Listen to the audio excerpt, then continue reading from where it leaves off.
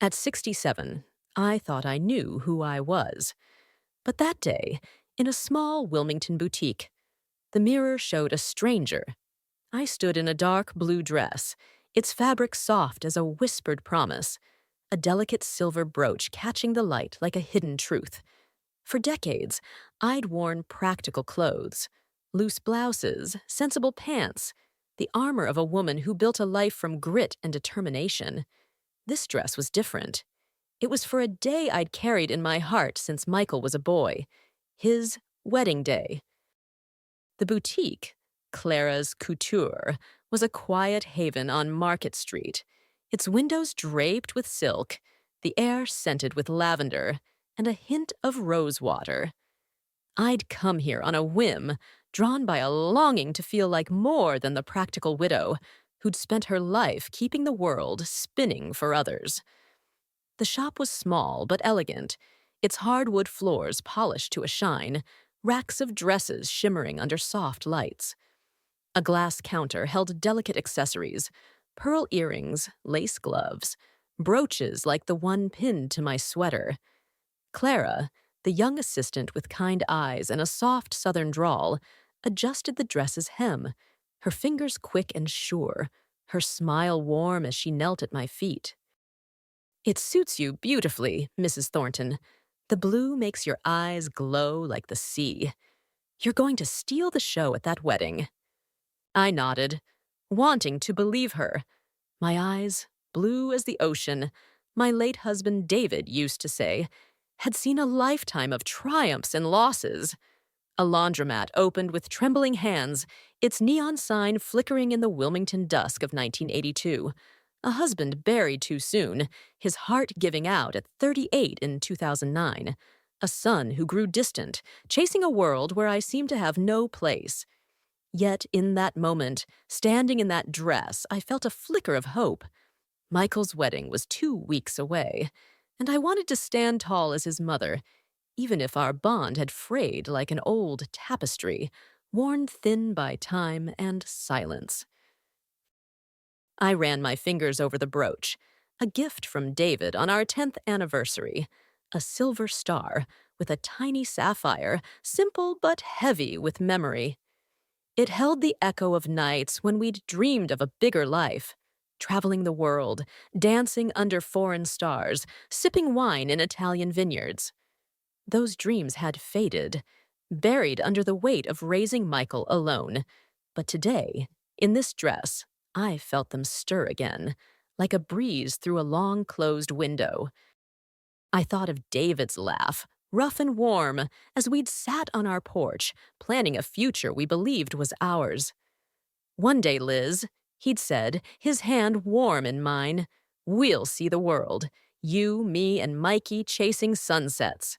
That dream had died with him, but the brooch was a reminder of who I'd been, a woman with fire, with dreams, with a heart unafraid to love. I'd worn it to every milestone since: Michael's high school graduation, the opening of our second laundromat, David's funeral, each time a quiet vow to keep going, to keep loving, to keep hoping. I left the boutique, the dress in a bag on the passenger seat of my old Toyota Corolla, its faded green paint a stark contrast to the sleek cars parked along Market Street. Wilmington's streets hummed outside, familiar, comforting, yet heavy with memories. This town was my life's canvas, painted with every choice I'd made. I'd opened my first laundromat here with David, our hands stained with grease from fixing machines, our dreams as bright as the neon sign above the door that read Thornton's Cleaners. We'd laughed through late nights, counting quarters, planning a future where Michael would grow up strong and kind. I can still see David, his sleeves rolled up, grease smudged on his cheek, laughing as we fixed a broken washer at midnight in 1982. Thornton's Cleaners was our first venture, a tiny shop with peeling paint and secondhand machines we'd bought with every penny of our savings. We were young, barely 25, broke, and wildly in love, pouring our hearts into that dream. "Liz, we're gonna make it," he'd say, his eyes bright with belief, his hands steady as he tightened a bolt. This is just the start. We'd count quarters by lamplight, our fingers brushing as we stacked coins, dreaming of a second shop, then a third, a chain that would give Michael a future. Michael was just a toddler then, sleeping in a playpen in the back room, his soft snores blending with the hum of the machines. I'd check on him between customers, his tiny hands curled around a stuffed bear, his dark hair damp with sleep. One night, we celebrated our first profitable month with a bottle of cheap wine and takeout from Betty's Diner, sitting on a blanket in the shop after closing. David raised his plastic cup, his grin wide. To us, Liz. To Thornton's Cleaners. To Mikey's college fund. I laughed, my heart full, believing we'd conquer the world together. But the world had other plans. David's heart gave out in 2009, a cold February morning, the ground hard with frost, the sky a heavy gray. Michael was 16, a lanky boy, with his father's dark hair and my blue eyes, clinging to me as the priest's words faded into the wind. I'd promised him we'd be okay, that I'd carry us both. And I did, building our laundromat chain from 1 shop to 7, working 16-hour days to pay for his soccer camps, his college applications, his dreams. I'd watched him grow from a gap-toothed boy with a soccer ball, his laughter filling our small house, to a man who seemed to outgrow me, his polished suits and high society friends, a world apart from my calloused hands. I drove home from the boutique, the dress bag a silent companion, my heart heavy with a mix of hope and doubt.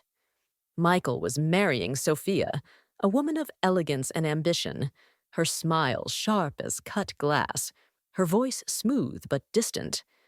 I'd met her only twice, both times at strained dinners where her eyes flicked over me, assessing, dismissing. I wanted their day to shine, even if I stood in its shadows. But a whisper of doubt stirred in my chest, like a thread unraveling in the dark, tugging at something I couldn't yet name. It wasn't just the lack of an invitation, though that stung. It was the silence from Michael, the absence of his voice, his presence, his acknowledgement. The Pearl Weddings Agency sat on the edge of Wilmington, where the city's historic charm gave way to sleek office parks and modern storefronts.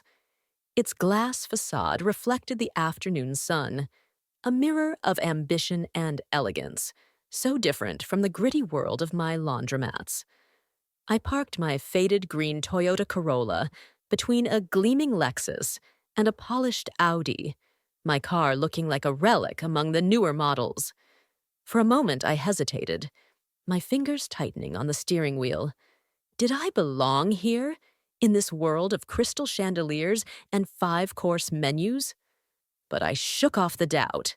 I was here for Michael, for the wedding I'd crafted in secret, a gift I hoped would bridge the gap between us. The office smelled of lavender and expensive coffee, the kind that costs more than a week's groceries in my old life. White walls gleamed under soft lighting, adorned with framed photos of radiant couples, smiling brides in lace, grooms with perfect smiles, their joy frozen in time. A receptionist typed at a sleek desk, her nails clicking rhythmically, while a water feature bubbled in the corner, its sound oddly soothing. Carrie, the wedding coordinator, emerged from a back office, her heels clicking on the polished floor, a stack of folders in her arms. Her smile was professional, but warm, her eyes sharp with curiosity, as if she sensed the weight of my untold story. "Mrs. Thornton, good to see you again. We've got everything lined up as you requested. The Belvedere Hotel is booked. Grand ballroom, 200 guests, crystal chandeliers, the works. Catering is set, a 5-course menu with lobster bisque, filet mignon, and a vegetarian option paired with Napa Valley wines. The florist has sourced peonies from 3 states, pink and white, just as you wanted. The photographer's one of the best in the Carolinas. Her portfolio's stunning, all soft focus and golden light. And the honeymoon package is finalized. A week in Florence, all expenses paid, with a private villa overlooking the Arno River. It's going to be spectacular. She paused, tilting her head. But, are you sure you want to keep your involvement confidential? Most parents want the credit for something this grand. Yes, Carrie. Michael and Sophia believe her parents are covering the costs. Let's keep it that way. I don't mean to pry, but this is a lot to take on alone. $86,000, Mrs. Thornton. It's generous, beyond generous. Don't you want them to know it's you? I looked down at my hands, calloused from years of scrubbing machines, folding linens, counting quarters. The silver star brooch on my sweater glinted under the office lights, a reminder of David, of the dreams we'd shared. It's complicated, Carrie, I said finally. Michael, he's built a different life, one where I don't quite fit. If he knew I paid, it might change things, but not the way I'd hope. I want this day to be perfect for him, for Sophia. That's enough. I didn't tell her the whole truth, how Michael's shame had grown like a weed, choking the bond we once shared. After David died in 2009, I'd raised Michael alone, building our laundromat chain from one small shop on Market Street to 7 across North Carolina, trading my sleepless nights for his polished future. I'd worked 16-hour days, scrubbing machines, balancing books, hiring staff, all so Michael could go to Duke, live in a sleek Raleigh apartment, and climb the corporate ladder. He'd called me simple, unfit for his new world of elite friends and corporate dreams. He'd stopped inviting me to his dinners, his promotions, his life. When I sold the business 5 years ago for $2,300,000, his sudden interest wasn't love. It was the glint of money, a flicker of greed in his eyes. He'd call with false warmth, asking about my plans, hinting at investments, loans, gifts. But still, I wanted his wedding to be a masterpiece, a gift from a mother's foolish heart, hoping it might mend what time had broken. I'd spent months planning with Carrie, choosing every detail. The linens, ivory with gold trim, the music, a string quartet for the ceremony, a jazz band for the reception, the cake, 4 tiers, vanilla and raspberry, adorned with sugar flowers. I poured my love into a day I might only see from afar. You understand, Mrs. Thornton, if you cancel within a week of the event, we can't refund the full amount. There may be penalties, and the vendors will need to be notified immediately. I understand, but no one's canceling this wedding. Oh, how those words would haunt me, sharp as a blade, heavy with irony. I had no idea, listeners, that fate was already spinning a different tale, one where secrets would unravel and courage would rise from the ashes of betrayal. As I left the agency, my mind drifted back to the years after David's death, when the laundromats became my lifeline and my burden. It was 2009, and Michael was 16, a lanky boy with his father's dark hair and my blue eyes, grieving but defiant, his anger at the world a shield for his pain. I'd promised him we'd be okay, that I'd carry us both, and I meant it. Thornton's Cleaners was our foundation, but it was struggling, a single shop barely covering the bills. I threw myself into it, working 16-hour days, scrubbing machines, mopping floors, counting quarters by lamplight. The first year was the hardest. I'd stay up past midnight, balancing books at the kitchen table, the numbers blurring through my tears. But I kept going, driven by a promise to David, to Michael, to myself.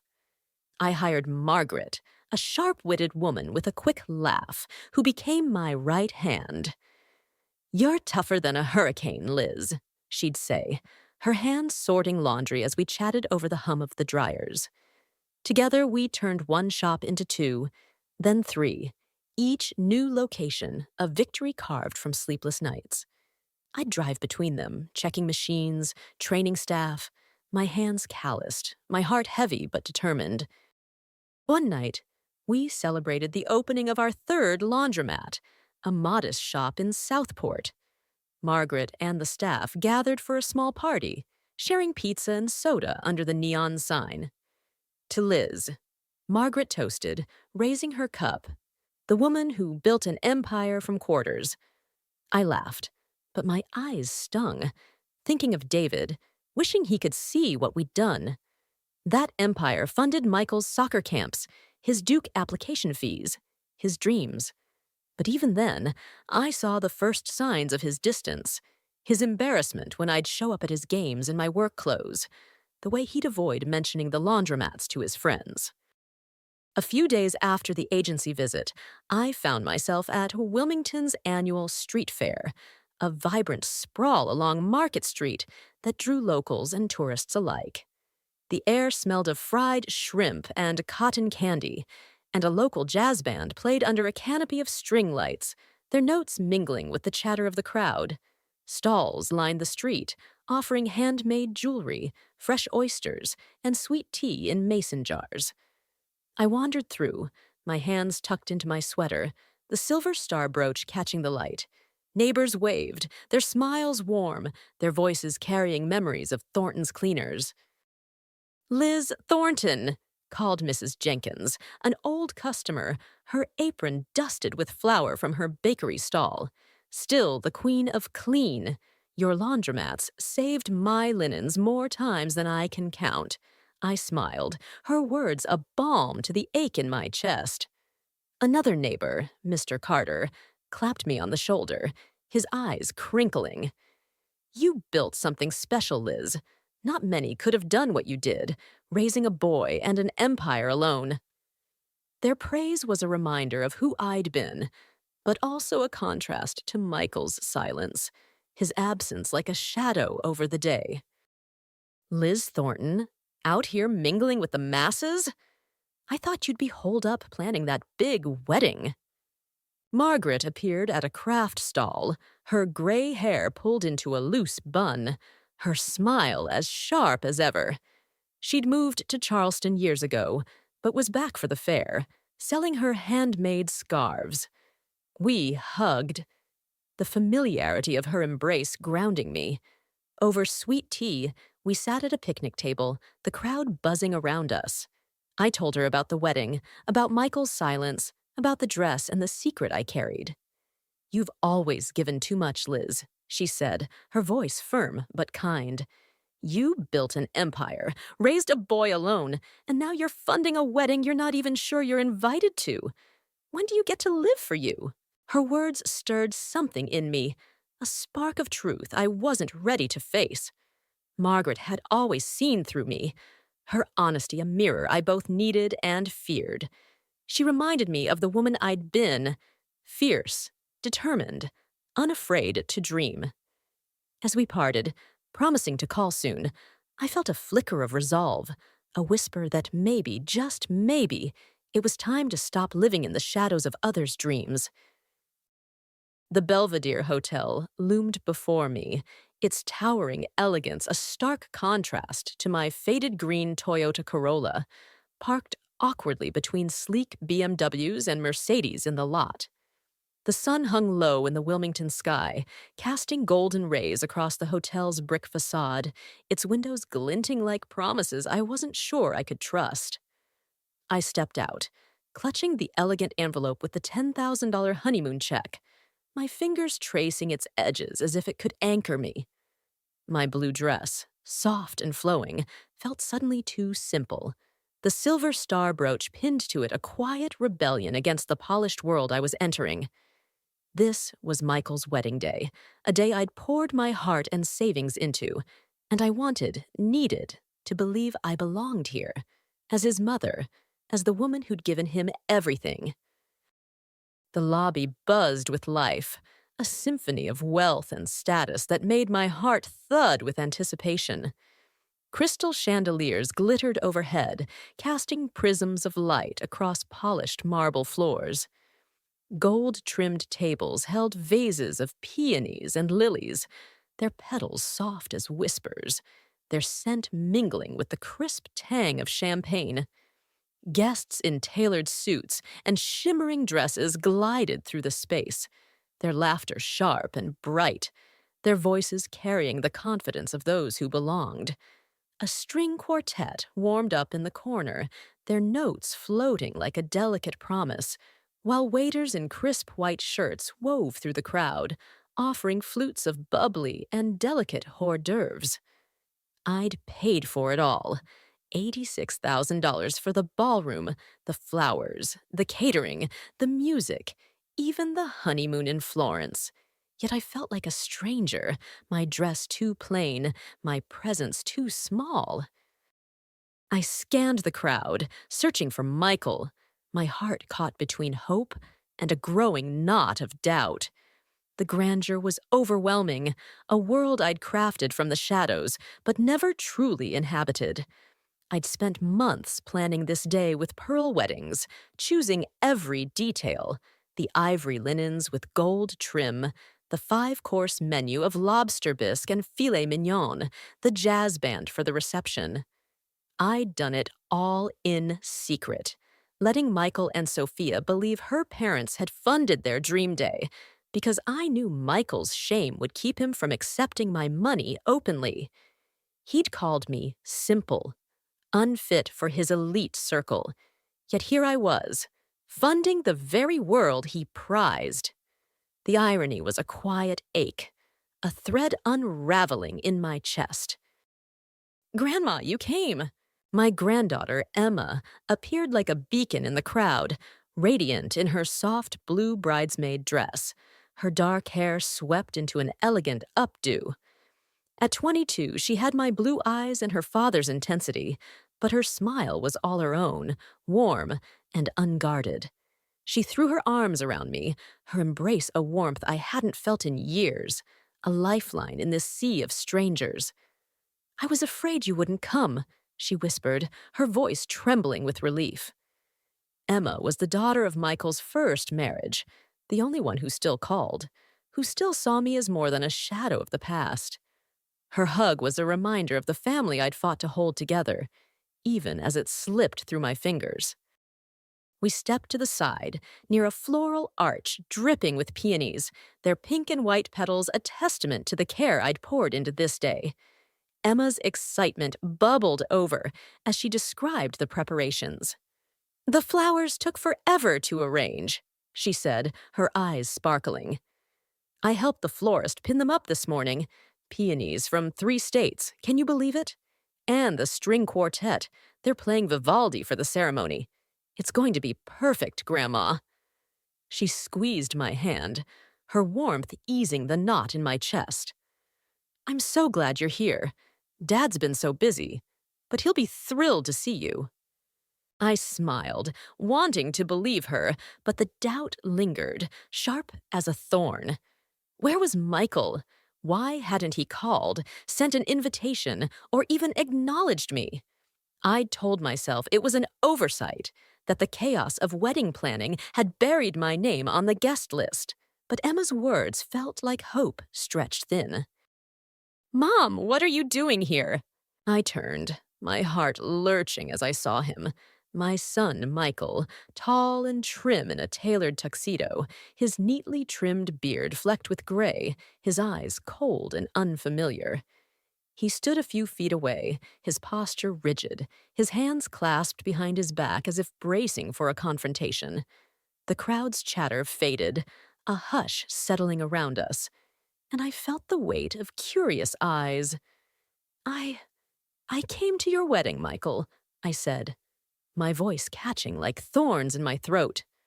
"Of course I did. We talked about this. You're not on the guest list."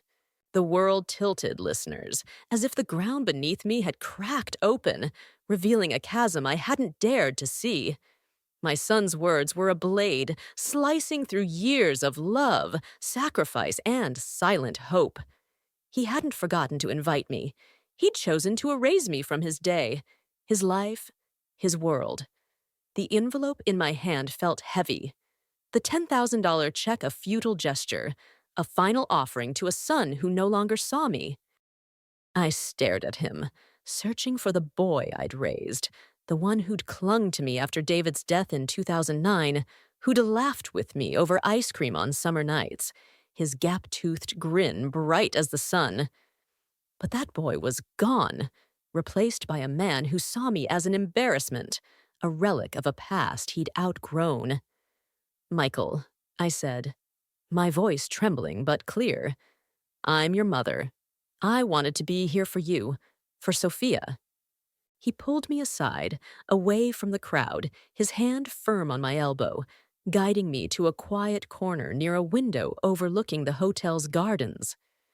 The string quartet's notes drifted in, soft and mournful, a stark contrast to the storm in my chest. "This is an elite event, Mom," he said, his voice low but cutting, each word a wound. "Sophia's parents, their friends, our colleagues. You wouldn't fit in. Oh, Mrs. Thornton, what a shame you can't stay. Perhaps another time." Sophia glided over, her designer dress a vision of perfection, its lace shimmering under the chandeliers. Her smile was a polished mask, her eyes cold, her perfume sharp and floral, a stark contrast to my simple presence. I looked at her, then back at Michael, his gaze fixed on the marble floor, avoiding mine. "I'm sorry," he muttered, his voice barely a whisper. "You weren't invited. Please go." By evening, the wedding I'd poured my heart into had unraveled like a poorly stitched seam, its threads scattering in the chaos of my decision. I was home in Wilmington, sitting in my living room, the dress bag untouched on the couch, when Emma's call came through. The silence of my house was heavy, broken only by the creak of the floorboards and the faint hum of crickets outside. The silver star brooch lay on the coffee table, glinting under the lamplight, a reminder of David, of the dreams we'd shared, and the woman I was reclaiming. My phone buzzed, and Emma's voice, trembling with shock, filled the quiet, pulling me back to the Belvedere Hotel, where the world I'd funded was crumbling.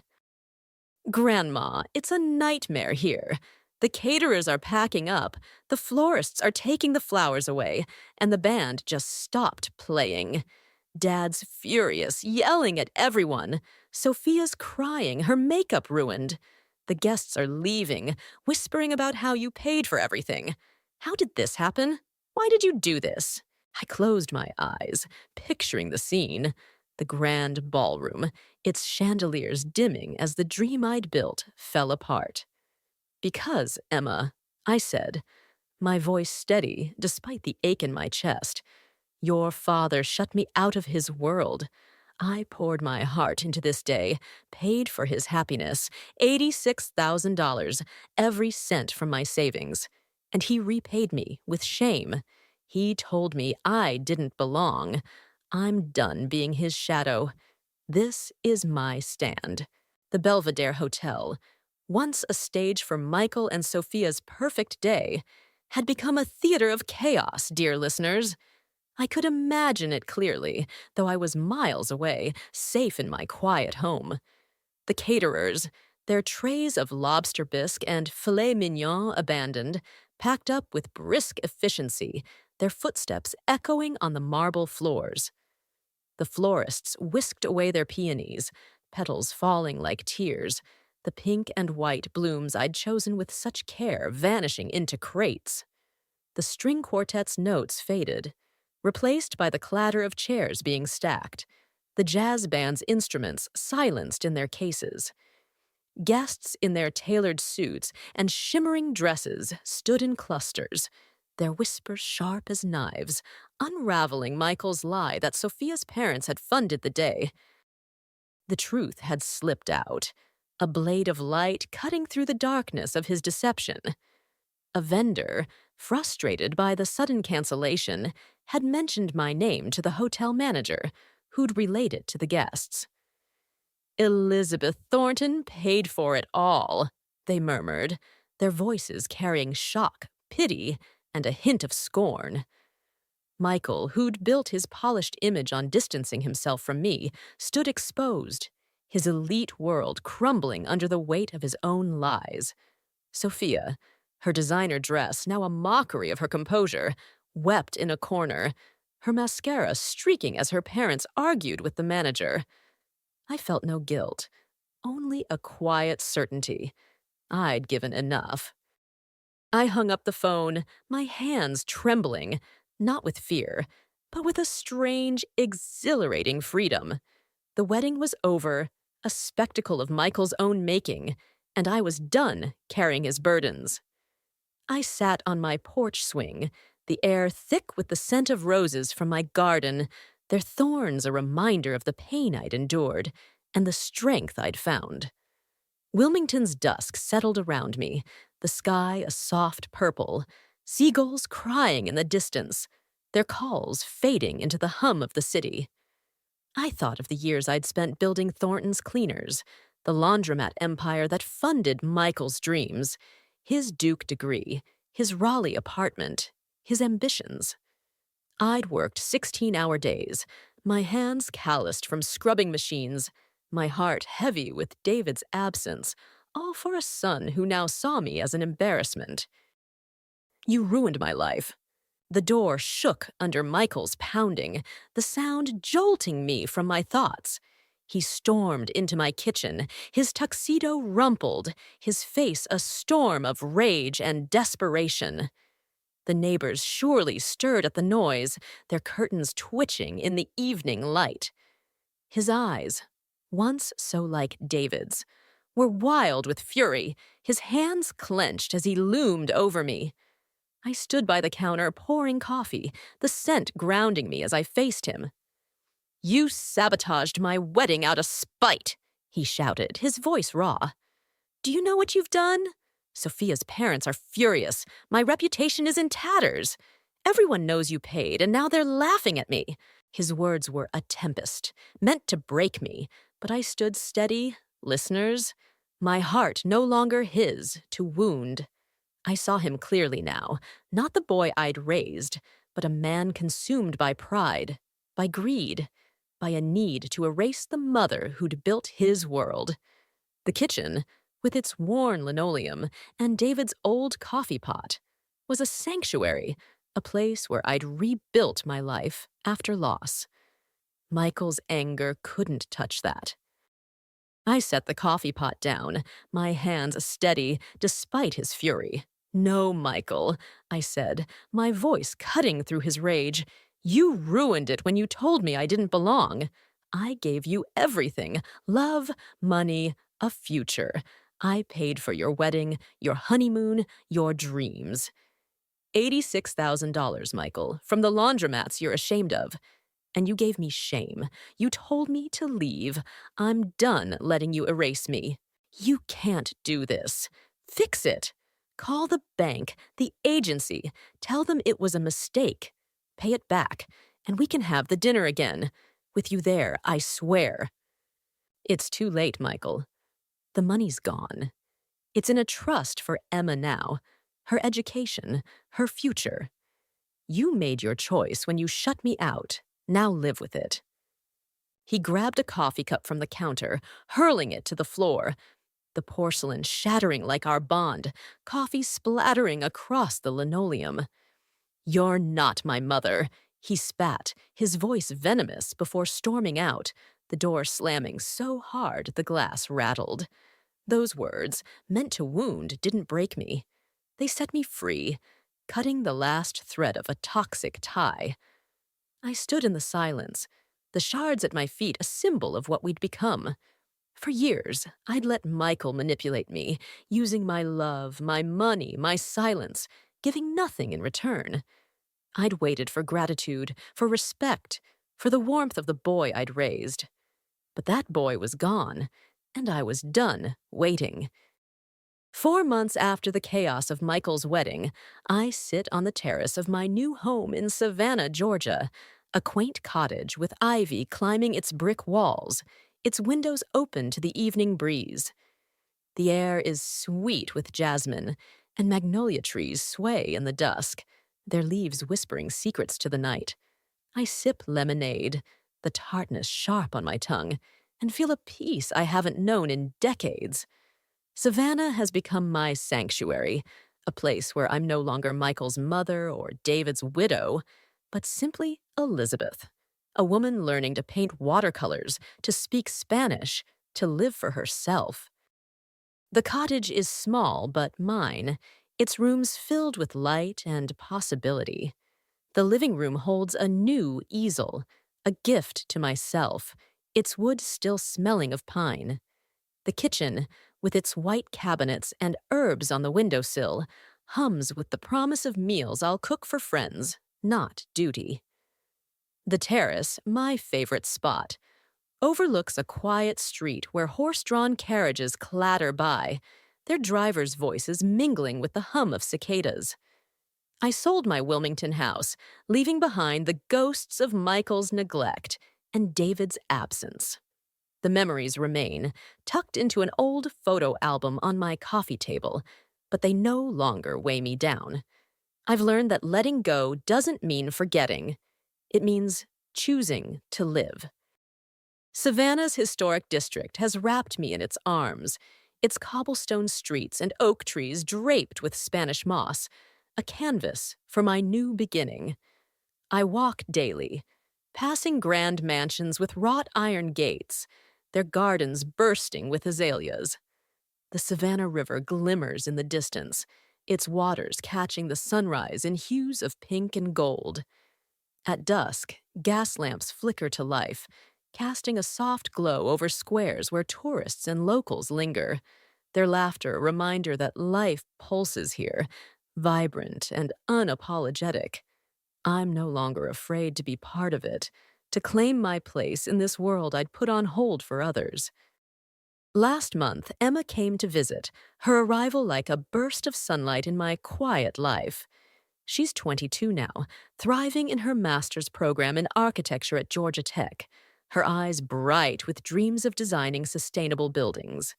We spent a day on Tybee Island, a short drive from Savannah, where the Atlantic stretched endless and blue, its waves whispering secrets to the sand. We walked barefoot along the shore, collecting seashells, their ridges smooth under our fingers.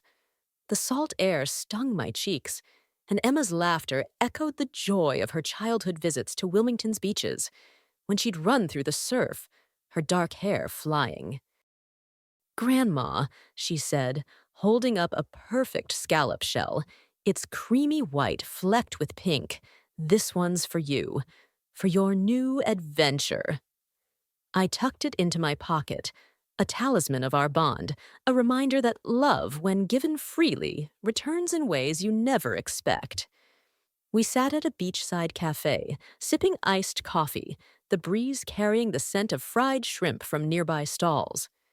Emma told me about her latest project, a model for a community center made from recycled materials, earning the highest grade in her class. "Thanks for the opportunity, Grandma," she said, her voice soft but earnest. "That trust fund, it's changing everything for me." I smiled, my heart full, knowing those $86,000, once meant for Michael's wedding, were now building her future. The trust fund, set up with my bank manager, Richard, was my gift to Emma, a way to ensure her dreams could soar where mine had been grounded. We talked for hours, the sun dipping low, painting the sky in hues of orange and purple. Emma shared stories of her classes, her friends, her hopes for a career that would leave a mark. "I want to build spaces that matter," she said, her eyes gleaming. "Places where people feel safe, connected, alive." I nodded, seeing David's passion in her, my resilience, and a spark that was hers alone. Savannah has given me more than a home. It's given me a community, a chance to rediscover the woman I'd buried under decades of duty. I've joined a watercolor class at a local studio led by Martha, a retired photographer with an infectious laugh and a penchant for storytelling.